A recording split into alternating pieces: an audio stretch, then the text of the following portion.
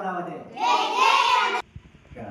జై అమరావతి జై అమరావతి జై అమరావతి జై అమరావతి జై అమరావతి జై అమరావతి జై అమరావతి జై అమరావతి.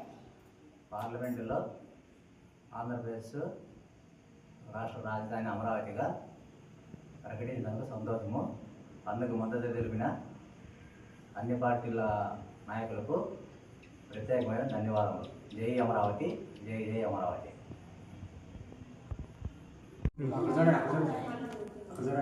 జై అమరావతి జై అమరావతి.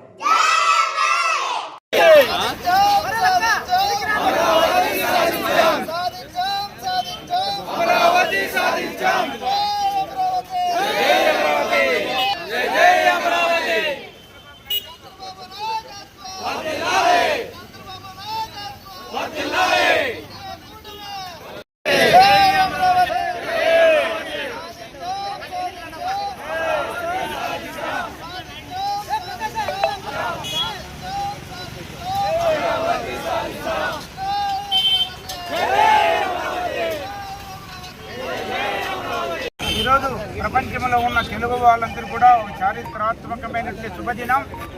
ఎందుకంటే ఈరోజు అందరికీ తెలిసిన విషయమే, మన అమరావతిని మన కూటమి ప్రభుత్వం వచ్చిన తర్వాత చంద్రబాబు నాయుడు గారి సారథ్యంలో 33,000 ఎకరాల ల్యాండ్ పూలింగ్ తీసుకొని ఒక అమరావతిని మహానగరాన్ని నిర్మించాలని శ్రీకారం చుట్టి అక్కడ పనులు ప్రారంభిస్తే మళ్ళీ కొన్ని సందర్భాల్లో కూటమి ప్రభుత్వం ఓడిపోయిన తర్వాత వచ్చినటువంటి జగన్మోహన్ రెడ్డి ఈ రాష్ట్రానికి ఒక్క అవకాశం రాష్ట్రానికి వచ్చి మొట్టమొదటిగా ఆయన తీసుకునే నిర్ణయాలు ఏమంటే ప్రజావేదిక కూల్చడం, పోలవరం నాశనం చేయడం, అమరావతికి శ్మశానం చేయాలని కంకణం కట్టుకొని అందులో శ్రీకారంగానే అమరావతిని శ్మశానంగా మార్చడం జరిగింది.